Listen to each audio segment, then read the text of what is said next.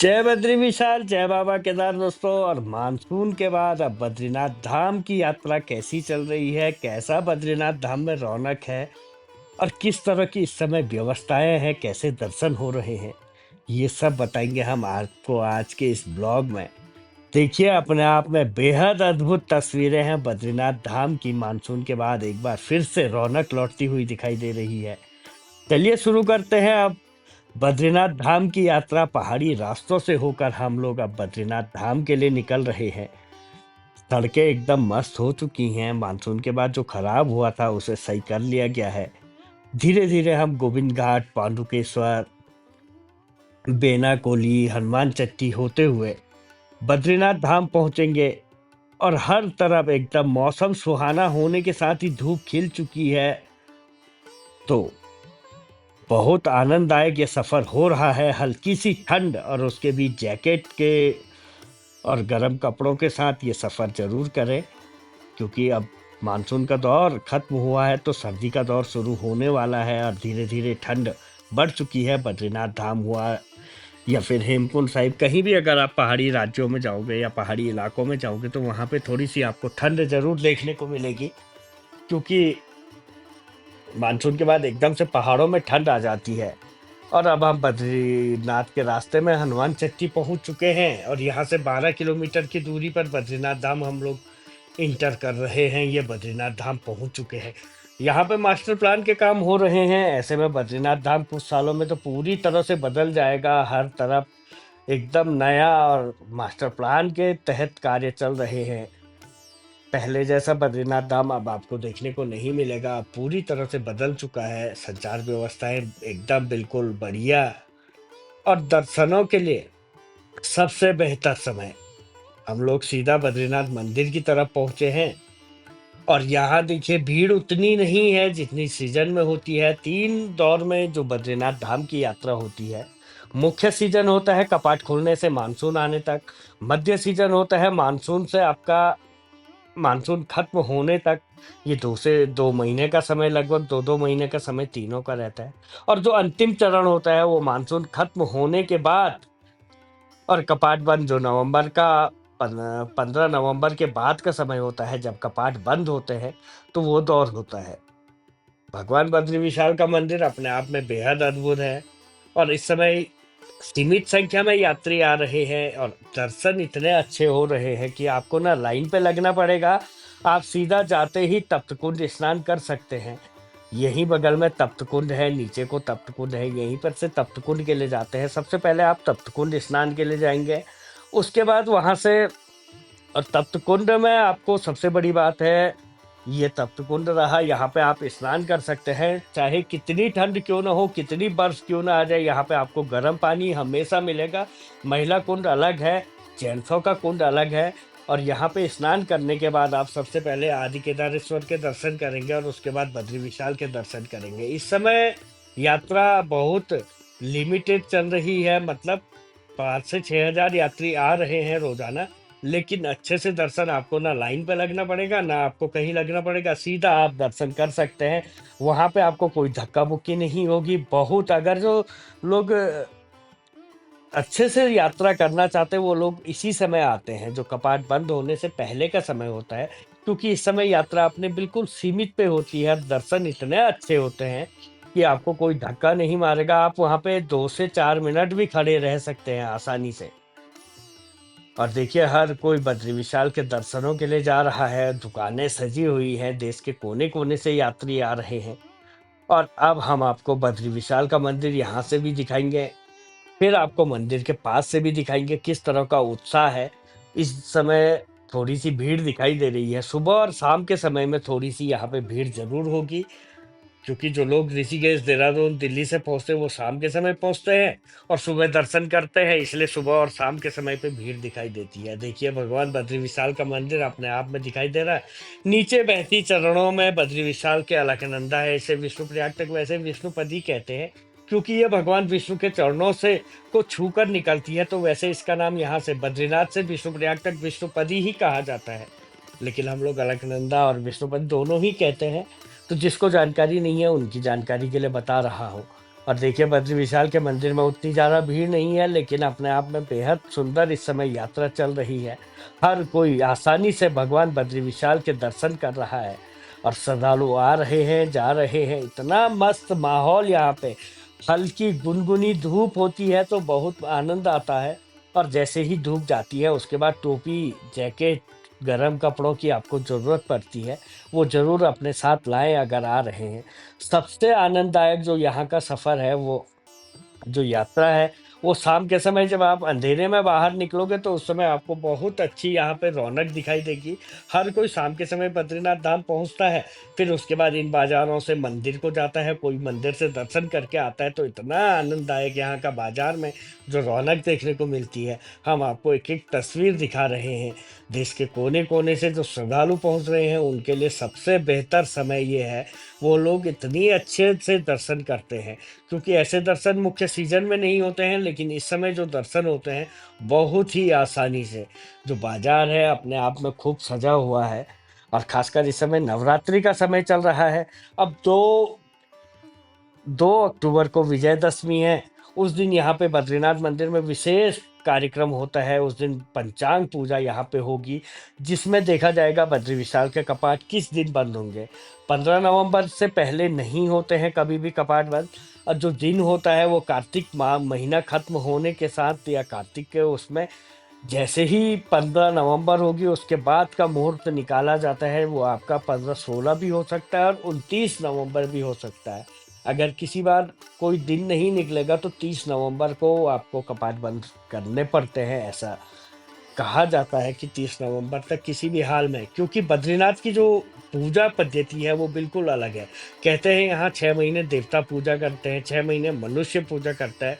जो ये सीजन होता है जिस समय पे हम आपको दिखा रहे हैं, जो यात्रा काल होता है जब कपाट खुलते हैं, तो ये मनुष्यों का होता है। तो यहाँ पे पुजारी जो होते हैं वो रावल होते हैं। दक्षिण भारत केरल के पुजारी होते हैं, वो पूजा करते हैं। और जब कपाट बंद हो जाते हैं उसके बाद, जैसे ही कपाट बंद होते हैं तो कहते हैं नारद जी, देवर्षि नारद जी यहाँ पे बद्री विशाल की पूजा अर्चना करते हैं, और देवताओं के उस समय दर्शन होते हैं। उस समय लक्ष्मी जी बद्री विशाल के साथ विराजमान होती है, ये भी ध्यान दीजिए। उस समय पे लक्ष्मी जी बद्री विशाल के साथ विराजमान रहती है, और उद्धव और कुबेर वहाँ पे विराजमान नहीं रहते हैं गर्भगृह में। और जब कपाट खुलते हैं, जब हम लोग दर्शन करते हैं, तो उस समय पे लक्ष्मी जी बाहर मंदिर में विराजमान होती है अपने मंदिर में, और उद्धव और कुबेर बद्री विशाल के साथ विराजमान होती है। देवताओं के दर्शन में लक्ष्मी जी बद्री विशाल के साथ रहती है, और मनुष्यों के दर्शन में उद्धव और कुबेर जी यहाँ पे विराजमान रहते हैं। तो बिल्कुल अद्भुत परंपरा है। उत्तर का ये मंदिर है, दक्षिण का यहाँ पे पुजारी होता है, तो बेहद अद्भुत। और जो यहाँ पे प्रसाद और भोग की परंपराएं हैं, वो एक चींटी से लेकर चूहे से लेकर हर किसी का हिस्सा यहाँ पे रखा जाता है। हर किसी को यहाँ का प्रसाद दिया जाता है। तो ये एक बहुत ही अद्भुत, मतलब जिसने उस दौर में कोई परंपरा बनाई, वो आज भी चली आ रही है। आज हम लोग चूहे, बिल्ली, इन सब के लिए, पक्षियों के लिए कोई चीज़ सोचते नहीं हैं। और अब हम पहुँचे हैं बद्री विशाल के मंदिर के ठीक सामने। अपने आप में बेहद अद्भुत भगवान बद्री विशाल का रात के समय में जब जैसे ही आप मंदिर के सामने पहुंचोगे तो रंग बिरंगी लाइटों के बीच मंदिर भी रंग बदलता हुआ दिखाई देता है। हालांकि ये लाइटों का कमाल है, लेकिन अपने आप में अगर लाइट ना भी लगाई जाए तो बद्री विशाल का मंदिर वैसे ही अपने आप में बेहद अद्भुत है। और अब खासकर शयन आरती और इस समय आरतियों का समय है, तो मंदिर अपने आप में चमकता हुआ बिल्कुल अद्भुत दिखाई दे रहा है। इस समय बद्री विशाल का मंदिर देखिए सामने दिखाई दे रहा है। नीचे तप्त कुंड से भाप निकल रहा है, क्योंकि यहाँ पे गर्म पानी रहता है, और उसके ठीक नीचे चरणों में बहती अलकनंदा। और श्रद्धालु इस समय, क्योंकि सबसे बेहतर जो लोग जानते हैं वो इसी समय यात्रा करते हैं, क्योंकि इस समय बहुत अच्छे दर्शन होते हैं। कोई लाइन नहीं लगानी होती है, कोई परेशानी नहीं होती है, और बहुत आसानी से आप जितना मर्जी उतना दर्शन कर सकते हैं। और यहाँ से हम, ये दुकानें सजी हुई है, अपने आप में बद्रीनाथ का जो बाजार है वो बहुत ही खूबसूरत यहाँ पे दिखाई दे रहा है। और ऐसे में हम लोग जा रहे हैं अब बद्रीनाथ मंदिर की तरफ, और धीरे धीरे आगे बढ़ते हुए हम श्रद्धालु जो है दर्शन करके लौट रहे हैं। ठंड है, और किसी ने तो गर्म कपड़े पहने हैं, किसी ने नहीं पहने हैं। लेकिन ठंड अब धीरे-धीरे बढ़ने लगी है क्योंकि मानसून के बाद एकदम ठंड और अब अक्टूबर में यहाँ पे बर्फ़बारी भी देखने को मिल सकती है क्योंकि इस बार थोड़ा-सा ठंड जल्दी आने की उम्मीद है। ऐस और मानसून भी इतना ज़्यादा यहाँ पे देखने को मिला था, तो उम्मीद है इस बार ज़बरदस्त बर्फ़बारी हमें कपाट खोलने से पहले बद्रीनाथ धाम में देखने को मिलेगी और ठंड भी देखने को मिलेगी। सिर्फ़ बर्फ़ तो भले ही आनंददायक दूर से दिखाई देती है, लेकिन बर्फ़ के साथ जो ठंड होती है, वो बहुत ही करंट यहाँ पे लोगों को देती है। और इतना आनंददायक मतलब इन तस्वीरों को देख के ही आनंद आ रहा है, तो सोचिए अगर आप लोग यहाँ पे होते तो कितना ज़बरदस्त आनंद यहाँ पे आपको देखने को मिल सकता था। गरम कपड़े पहन के एकदम ठंड के बीच बद्रीनाथ मंदिर जाते हुए जिन्होंने नहीं पहना है वो भी सोच रहा होगा कि काश मैंने भी स्वेटर टोपी दस्ताने पहने होते तो इतना वो नहीं होता। लेकिन यात्रा अपने आप में बेहद अद्भुत। इस समय जो बद्री विशाल का बाजार है, एक एक चीज हम आपको दिखा रहे हैं और यहाँ से पूरे बाजार में रौनक दिखाई दे रही है। अलग अलग रास्ते हैं। ये तो मंदिर से वापसी का रास्ता है। अभी अभी इस समय पे सभी लोग यहीं से जाते हैं क्योंकि भीड़ नहीं है। जैसे ही भीड़ होती है तो रास्ते बदल दिए जाते हैं, ये आप लोगों को पता होगा। और ठीक सामने बद्री विशाल का मंदिर, ये वो पुल है, यहाँ से लोग मंदिर मंदिर जा रहे हैं दर्शनों के लिए और कुछ वापस आ रहे हैं जिन्होंने दर्शन कर दिए हैं। और रंग बिरंगी लाइटों के बीच बद्री विशाल का मंदिर चमकता हुआ और धीरे धीरे हम भी अब बद्री विशाल के मंदिर की तरफ पहुंच रहे हैं। लाइटों के बीच इतना अद्भुत ये मंदिर दिखाई देता है ना। वैसे ही बद्री विशाल का मंदिर का जो सिंह द्वार है वो अपने आप में बेहद अद्भुत है। और देखिए अभी आप जो तस्वीर दिखेगी, ये देखिए, हे जय बद्री विशाल, इतना खूबसूरत ये मंदिर इस समय दिखाई दे रहा है। हर कोई यहाँ पे भगवान बद्री विशाल की यात्रा और बद्री विशाल के जयकारे लगाता हुआ, जय बद्री विशाल।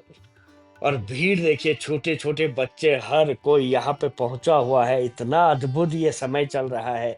यात्रा का जो ये अंतिम चरण है, ये बेहद ही खूबसूरत यहाँ पे देखने को मिल रहा है। सीजन में इस तरह की खूबसूरती नहीं दिखाई देती है। जगह जगह पुलिस होती है, मंदिर के लोग होते हैं, वो आपको फटाफट धक्का दे के आगे भगाते हैं। लेकिन इस समय अब भीड़ कंट्रोल में है, भीड़ लिमिटेड है। तो ऐसे में हर कोई यहाँ पे फोटो वीडियो, कोई वीडियो कॉल अपने घरों को कर रहा है ताकि बद्री विशाल का। और ये देखिए अपने आप में इतनी लाइट के बीच बद्री विशाल का मंदिर इतना खूबसूरत दिखाई दे रहा है, जैसे किसी ने इसको, जैसे आजकल एआई होता है ना, वह वो बना के दे रहा हो। लेकिन ये अपने आप में बेहद अद्भुत है। इतना खूबसूरत ये मंदिर दिखाई दे रहा है। अगर आप लोग देख रहे हो पूरा ब्लॉग, तो आपका भी मन कर रहा होगा कि काश आप भी इस समय बद्रीनाथ होते। इतनी खूबसूरत तस्वीर दिखाई देती है आपको भी।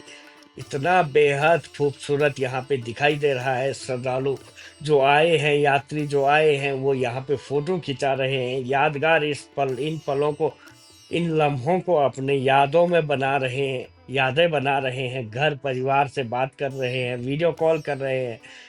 देखिए शाम के समय इतनी भीड़, ये सब फोटो खिंचाने और दर्शनों के बाद बाहर निकले हुए लोग हैं।